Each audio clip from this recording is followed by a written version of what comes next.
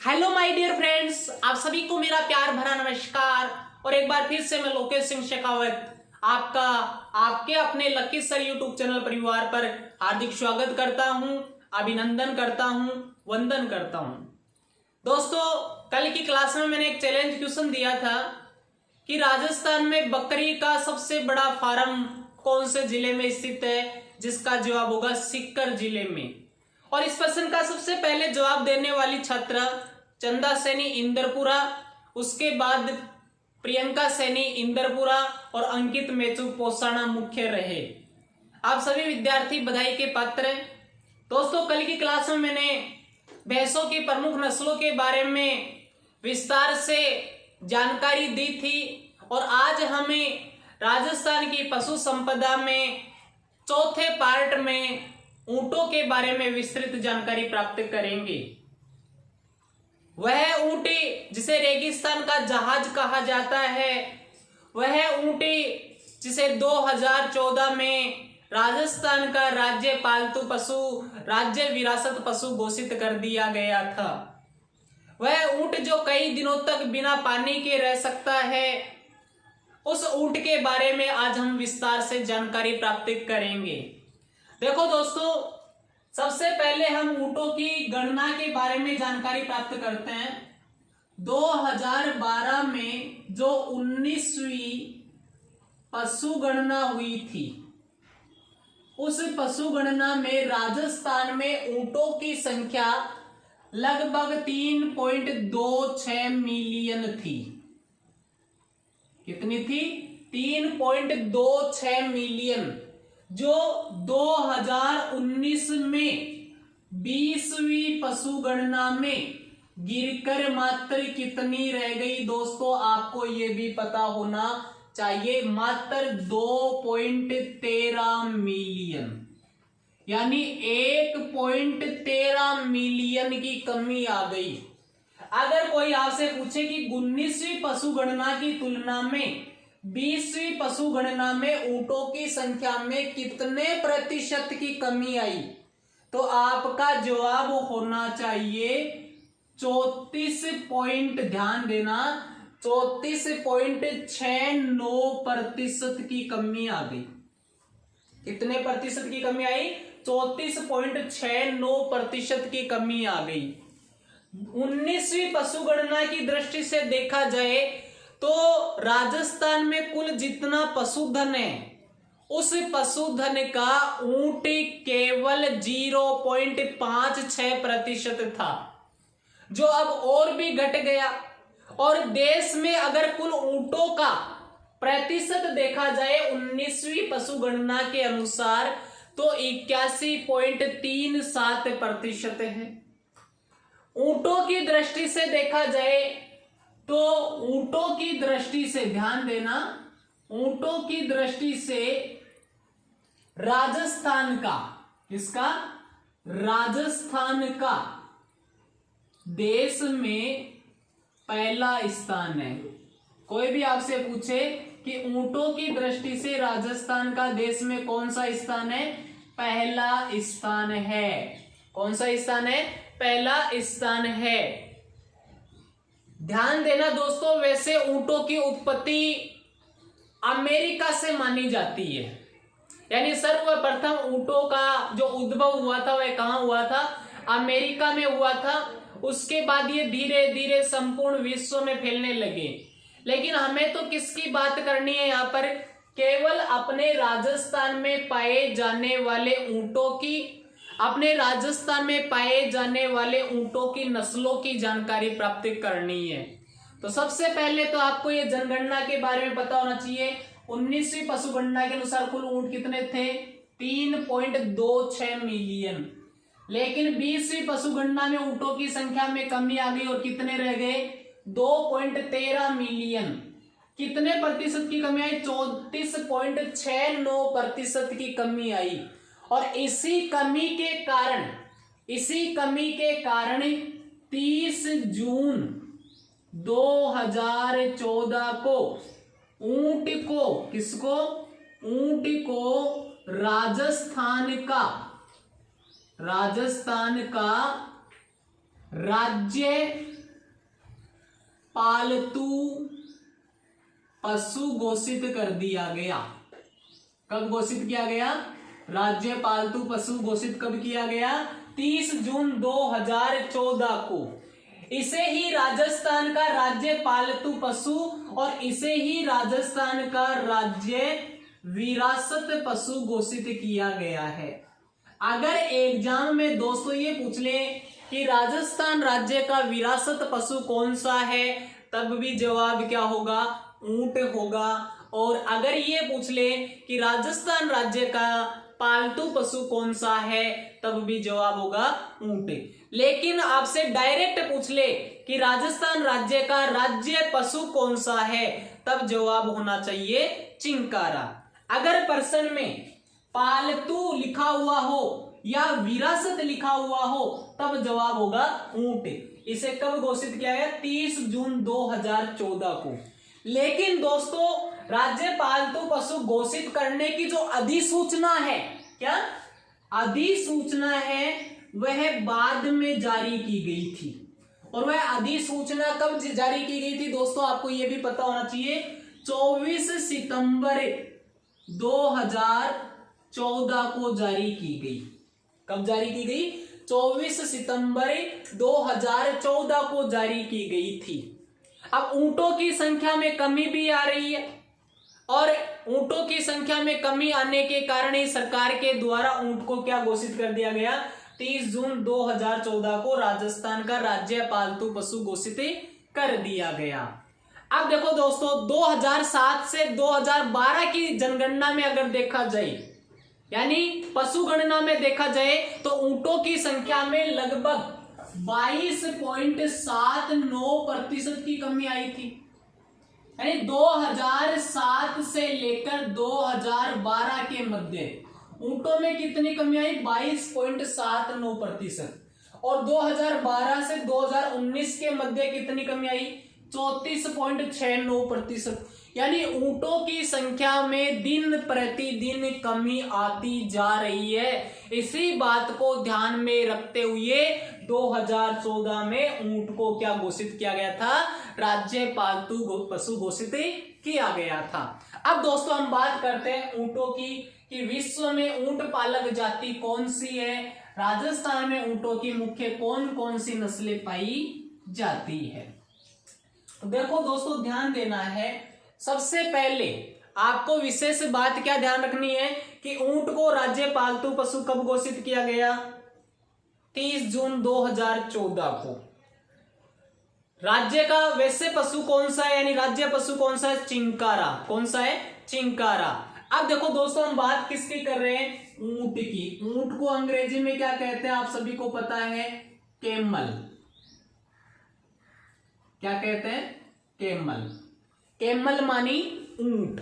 देखो दोस्तों विश्व में कहां पर है?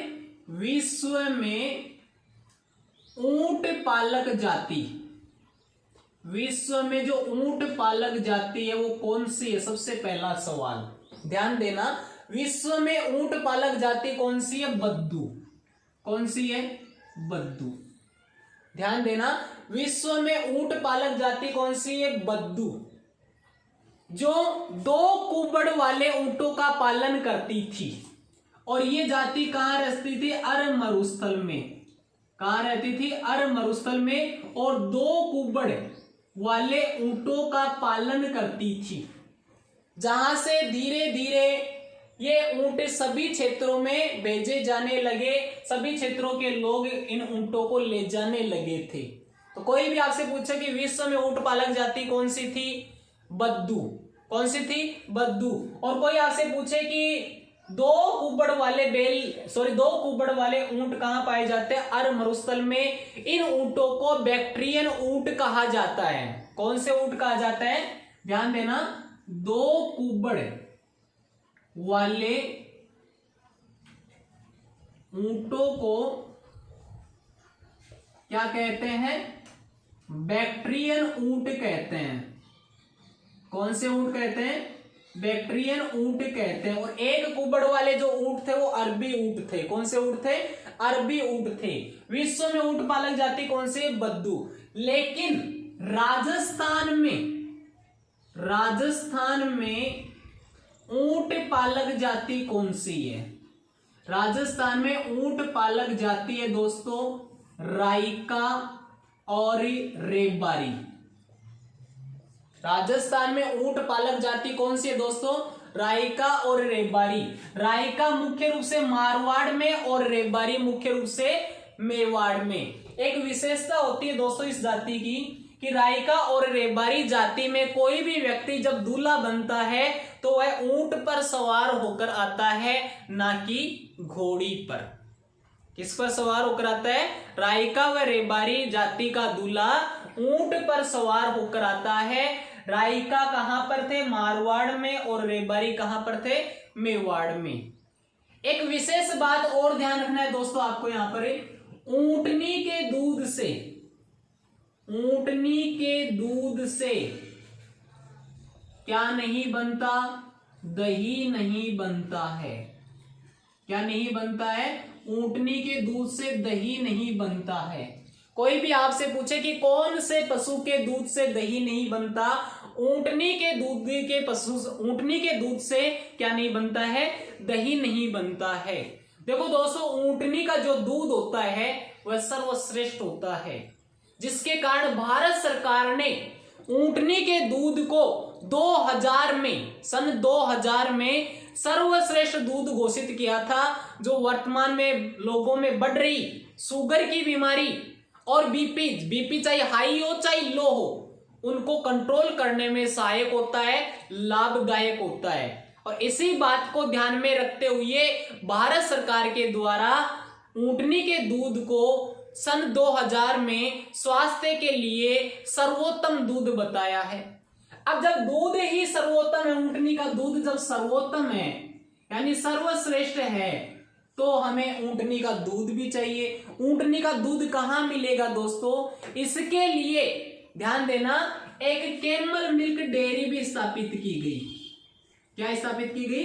कैमल मिल्क डेयरी भी स्थापित की गई, जहां से आप ऊंटनी का दूध ले सकते हैं।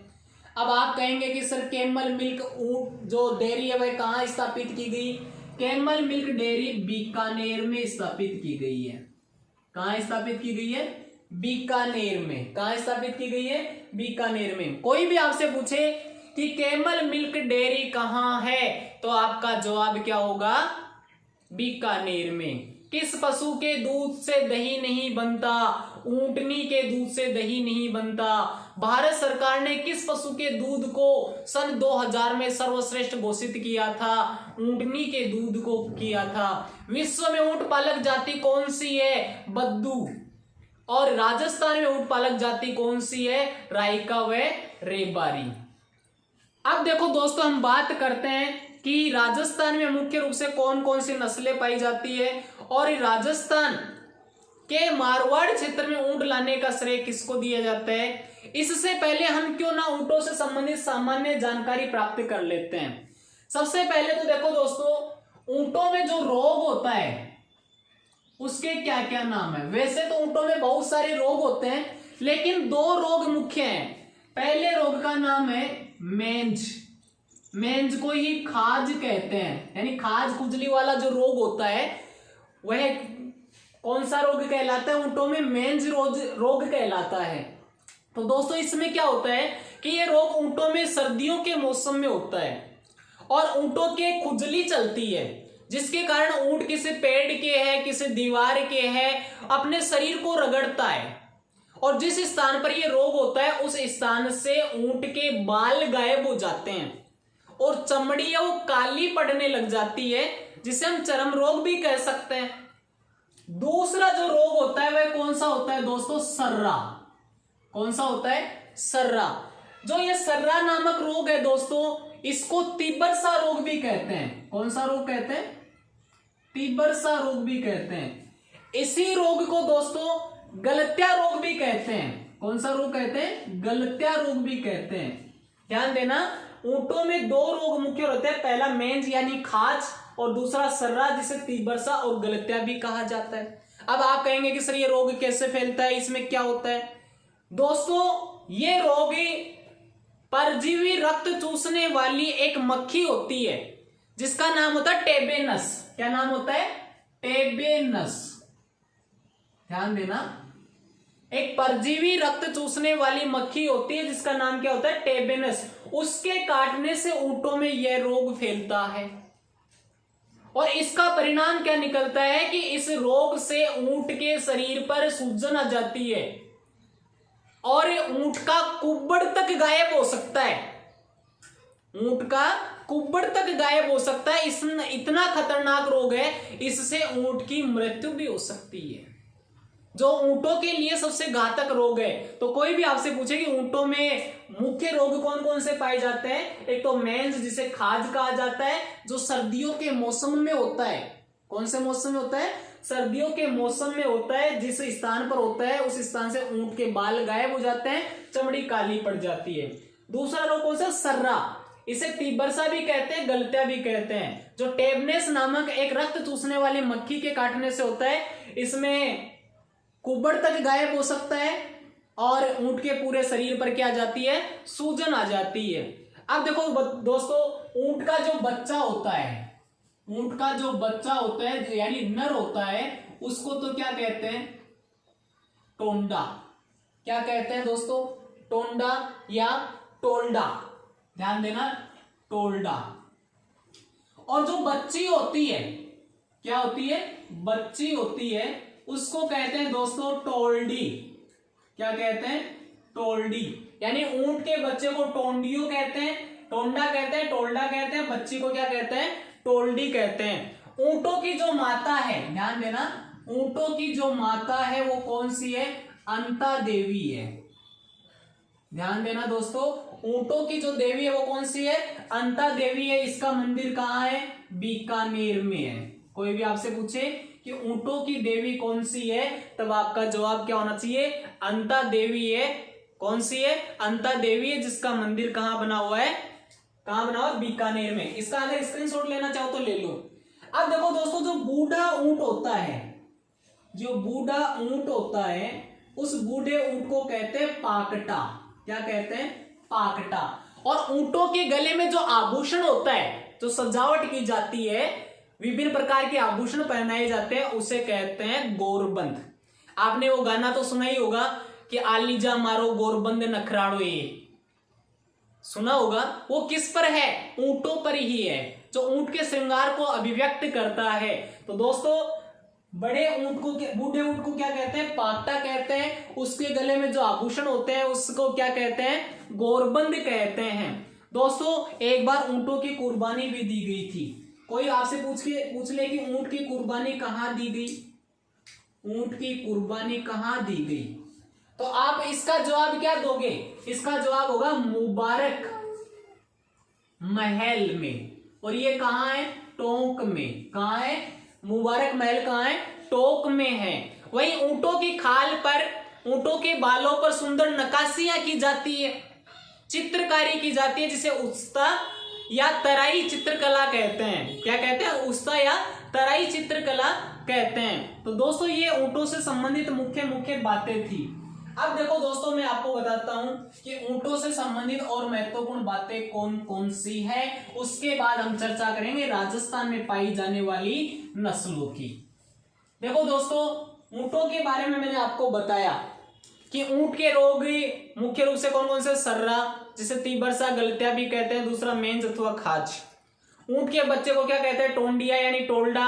और बच्ची को क्या कहते हैं? टोल्डी। ऊंटों की देवी कौन सी? अनंता देवी। कहाँ है? बीकानेर में। ऊंट की खाल पर या ऊंट के खाल पर जो नक्काशी या चित्रकारी की जाती है उसको उस्तरा या तराई कहा जाता है। ऊंट की कुर्बानी कहाँ दी गई? मुबारक महल टोंक में दी गई। ठीक है दोस्तों, यहां तक आपके कंफर्म होना चाहिए। इसके अलावा ऊंट को पालतू पशु कब घोषित किया गया? 30 जून 2014 को। उसकी अधिसूचना कब जारी की गई? 24 सितंबर 2014 को। अब देखो दोस्तों, ऊंटों को बचाने के दृष्टि से पहले ही राष्ट्रीय ऊंट अनुसंधान केंद्र स्थापित किया जा चुका था। अब कोई भी आपसे पूछे कि राष्ट्रीय ऊंट अनुसंधान केंद्र कहां है, तब आपका जवाब होना चाहिए जोहड़बेरी बीकानेर में। कहाँ है? जोहड़ डेयरी बीकानेर में। और कैमल मिल्क डेयरी भी कहाँ है? बीकानेर में ही है। कहाँ है? बीकानेर में। इस राष्ट्रीय ऊंट अनुसंधान केंद्र की स्थापना, ध्यान देना, 5 जून 1984 को ही की जा चुकी थी। स्थापना कब हुई थी? 5 जून 1984 को ही की जा चुकी थी। और इसी केंद्र पर भारत की पहली कैमल मिल्क डेयरी स्थापित की गई थी। इसी स्थान पर भारत की पहली कैमल मिल्क डेयरी स्थापित की गई थी। लेकिन जब ऊंटनी के दूध को सर्वोत्तम दूध घोषित किया गया तो कैमल मिल्क डेयरी कहाँ है? बीकानेर में। ध्यान देना है दोस्तों। जयपुर को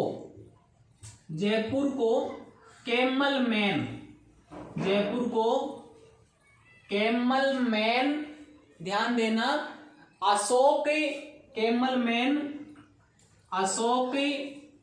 टोड कहा जाता है। कोई भी आपसे पूछे कि कैमल मैन अशोक टोड कौन से शहर को कहा जाता है? जयपुर को कहा जाता है। दोस्तों, ऊंटों को बढ़ावा देने के लिए, ऊंट पालक को प्रोत्साहन देने के लिए ऊंटों का मेला भी बढ़ता है। ऊंटों का मेला कहाँ बढ़ता है दोस्तों? आपसे कोई भी पूछे तो आपका जवाब क्या होना चाहिए? पुष्कर में। कहाँ बढ़ता है? पुष्कर में। पुष्कर कहाँ है? अजमेर में। वहीं ऊंट महोत्सव कहाँ मनाया जाता है? ऊंट महोत्सव कहाँ मनाया जाता है? ऊंट महोत्सव मनाया जाता है बीकानेर में। कहाँ मनाया जाता है? बीकानेर में। ध्यान देना। और ऊंट की सवारी कहाँ की प्रसिद्ध है? ऊंट की सवारी कहाँ की प्रसिद्ध है? ऊंट की सवारी जैसलमेर की प्रसिद्ध है। कहाँ की प्रसिद्ध है? जैसलमेर की। जैसलमेर में एक गांव है समगांव, वहां की सबसे ज्यादा प्रसिद्ध है। तो ध्यान देना, ऊंट महोत्सव बीकानेर में, ऊंट की सवारी जैसलमेर में, ऊंटों का मेला पुष्कर में, और जयपुर को क्या कहते हैं? कैमल मैन अशोक टोडी कहा जाता है। क्या कहा जाता है? कैमल मैन अशोक टोड कहा जाता है। दोस्तों, जब भी कोई ऊंटनी बच्चे को जन्म देती है तो उस ऊंटनी के द्वारा बच्चा जन्म देने पर, यानी ऊंटनी के बच्चा होने पर सरकार के द्वारा ऊंट पालक को प्रोत्साहन देने के लिए 10-10 हजार रुपये की 3 बार आर्थिक सहायता दी जाती है। कितनी बार? 3 बार आर्थिक सहायता दी जाती है। कितने कितने रुपए की? 10-10 हजार रुपये की। अब दोस्तों हम बात करते हैं राजस्थान में ऊंटों की मुख्य कौन कौन से नस्लें पाई जाती हैं। तो दोस्तों क्यों ना हम जल्दी से चर्चा कर लेते हैं, क्योंकि आप भी सोच रहे होंगे कि वीडियो लंबा जा रहा है। कोई बात नहीं, आप समेट लेंगे बहुत जल्दी। दोस्तों ये हमारा क्या है? राजस्थान। क्या है? राजस्थान। देखो दोस्तों, राजस्थान में ध्यान देना, राजस्थान में सबसे अधिक ऊंट कहां पाए जाते हैं? सबसे पहले तो आपको यह पता होना चाहिए, राजस्थान में सबसे अधिक ऊंट पाए जाते हैं दोस्तों जैसलमेर में। सबसे अधिक ऊंट कहां पाए जाते हैं? जैसलमेर में। और सबसे कम ऊंट कहां पाए जाते हैं दोस्तों? प्रतापगढ़ में। सबसे कम तो कहां पाए जाते हैं दोस्तों? प्रतापगढ़ में। और सबसे ज्यादा कहां पाए जाते हैं? जैसलमेर में। लेकिन राजस्थान में एक नस्ल है जिसका नाम है बीकानेरी ऊंट, जो बीकानेर में सर्वाधिक पाए जाते हैं। राजस्थान में लगभग 50% लोग कौन से ऊंट रखते हैं? बीकानेरी ऊंट रखते हैं। यानी सर्वाधिक ऊंट कौन से पाए जाते हैं राजस्थान में? बीकानेरी नस्ल के ऊंट पाए जाते हैं। इन्हीं ऊंटों को मारवाड़ी नस्ल के ऊंट भी कहा जाता है। ऊंटों की यह नस्ल सबसे अधिक बाहरी नस्ल है। बीकानेर के अलावा ये ऊंट बीकानेर के आसपास गंगानगर है, हनुमानगढ़ है, उन जिलों में भी पाए जाते हैं। तो दोस्तों कोई भी आपसे पूछे कि राजस्थान में सर्वाधिक यानी 50% से अधिक ऊंटी कौन सी नस्ल के पाए जाते हैं? बीकानेरी नस्ल के पाए जाते हैं, जो सबसे भारी नस्ल है, जो बीकानेर, गंगानगर व हनुमानगढ़ जिलों में पाए जाते हैं। दूसरा दोस्तों नस्ल कौन सी है? जैसलमेरी। यानी सर्वाधिक ऊंट कहां पाए जाते हैं? जैसलमेर में पाए जाते हैं। कहां पाए जाते हैं? जैसलमेर में पाए जाते हैं। दोस्तों ध्यान देना, कि जैसलमेर में एक स्थान है जिसका नाम है नाचना, और वहां पर ऊंटों की एक नस्ल पाई जाती है, उस नस्ल का भी क्या नाम है? नाचना। यानी नाचना ऊंट ही सबसे अधिक प्रसिद्ध रहा है, जो दौड़ने की कला में ज्यादा प्रसिद्ध है। कोई भी आपसे पूछे कि दौड़ने की कला में कौन सा ऊंट सबसे अधिक प्रसिद्ध है, कौन सा ऊंट प्रसिद्ध है? नाचना ऊंट। कहां पाया जाता है? जैसलमेर में पाया जाता है। कहां पाया जाता है? जैसलमेर में पाया जाता है। और इसी ऊंट को दोस्तों बीएसएफ के जवान रखते हैं। यानी सेना में कौन से ऊंट रखे जाते हैं? नाचना ऊंट रखे जाते हैं। यह ऊंट ही सबसे अधिक सुंदर भी होता है, यानी स्मार्ट भी हो गए। क्या हुए? स्मार्ट भी हुए हैं दोस्तों। और भी कई शाखाएं, और भी कई इसकी प्रजाति हैं, जैसे सिंधी है, अलवरी है और गोमट है। कोई भी आपसे पूछ ले कि गोमट ऊंट कहां पाया जाता है? गोमट ऊंट पाया जाता है फलोदी में। और इस गोमट ऊंट को जोधपुर का, ध्यान देना, जोधपुर का मट्ठू भी कहते हैं, या मठूट कह सकते हो। जोधपुर का मठूट कहते हैं। कौन से ऊंट को? गोमट ऊंट को। कहां पाया जाता है? फलोदी में पाया जाता है। अब देखो दोस्तों, मारवाड़ में ऊंट लाने का श्रेय किसको दिया जाता है? मारवाड़ में ऊंट लाने का श्रेय, कहां? मारवाड़ में ऊंट लाने का श्रेय दिया जाता है दोस्तों पाबूजी राठौड़ को। किसको दिया जाता है? पाबूजी राठौड़ को दिया जाता है। पाबूजी राठौड़ ऊंटों के देवता के रूप में जाने जाते हैं। जब भी कोई ऊंट बीमार होता है तो पाबूजी की फड़ बाची जाती है। पूरी रात पाबूजी की क्या की जाती है? फड़ बाची जाती है। देखो दोस्तों, होता है क्या है, एक बार पाबूजी की एक मुंह बोली बहन थी जिसका नाम था देवल चारणी। क्या नाम था? देवल चारणी। उसके पास एक बहुत ही सुंदर घोड़ी थी जिसका नाम था केसर काड़वी। और पाबूजी का एक बहनोई था जिसका नाम था जिंदराव खींची। जिंदराव खींची उसी केसर काड़वी घोड़ी को बहुत अधिक पसंद करता था। इसलिए एक दिन जिंदराव खींची देवल चारणी के पास से घोड़ी मांगने के लिए गया, तो देवल चारणी ने मना कर दिया, जिससे जिंदराव खींची क्रोधित हो गया और जातो जातो बोलियो कि अब देख जे मतन के करके दिखाऊंगा तेरी गायन कौन छोड़ू। होता क्या है दोस्तों, पाबूजी की सगाई अमरकोट के राणा सोडा के यहां हो जाती है और विवाह फिक्स हो जाता है। तो पाबूजी विवाह के पहले दिन देवल चारणी के पास घोड़ी लेने के लिए जाते हैं। तो देवल चारणी कहती कि मैं आपको घोड़ी तो दे दूंगी, लेकिन जिंदराव खींची भी आया था, मैंने उससे मना कर दिया, पता नहीं वो मेरी गायों को छोड़ेगा या नहीं छोड़ेगा। तब पाबूजी ने उसे वचन दिया कि अगर ऐसी कोई बात हुई तो मैं मेरे कार्य को बीच में ही छोड़कर आ जाऊंगा, यानी फेरों को बीच में ही छोड़कर आ जाऊंगा। और हुआ भी यही दोस्तों। पाबूजी जब तीसरा फेरा ले रहे थे, उसी समय देवल चारणी वहां भागी भागी आई, घबराई हुई थी, और उसने पाबूजी से आकर कहा कि जिंदराव खींची मेरी गायों को ले गया है। यानी अमरानारी आख्या बसगी, अमरानारी आख्या बसगी, परणी जन पाबू आया, राठौड़ पावना सोडारा मंगल में। जब तीजे फेरे ने उठा तो ध्यान देना, अमरानारी आख्या बसगी, अमरानारी आख्या बसगी, जद परणी जन पाबू आया, राठौड़ पावना सोडारा। जब तीजे फेरे ने उठा तो केसर डोडा बेरन आई, मंगल में मोटो विघ्न पड़्यो, मंगल में मोटो विघ्न पड़्यो, कलजड़ करती जब देवड़ आई, कलजड़ करती जब देवड़ आई। तो दोस्तों, जैसे ही देवल ने आकर सारी बात बताई तो पाबूजी अपने तीसरे फेरे को ही बीच में छोड़कर जिंदराव खींची का सामना करने के लिए चले गए, और देवल चारणी की गायों को छुड़वाते हुए पाबूजी राठौड़ जिंदराव खींची के साथ संघर्ष करते हुए मारे गए। जिंदराव खींची भी मारा गया, और पाबूजी के साथ उनके दो सहयोगी थे, एक का नाम था चांदा और एक का नाम था डेमा, वे दोनों भी मारे गए। इस प्रकार से दोस्तों पाबूजी के फेरे अधूरे रह गए। पाबूजी ने देवल चारणी की गायों की रक्षा के लिए अपने प्राणों का बलिदान दे दिया।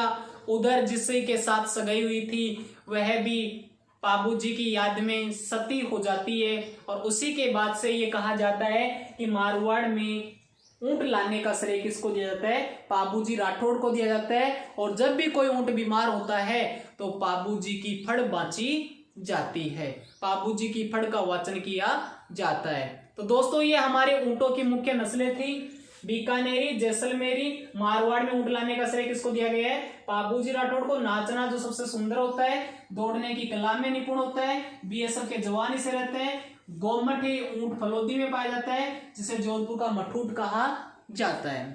दोस्तों आज का जो मेरा चैलेंज क्वेश्चन है वह यह है कि राजस्थान राज्य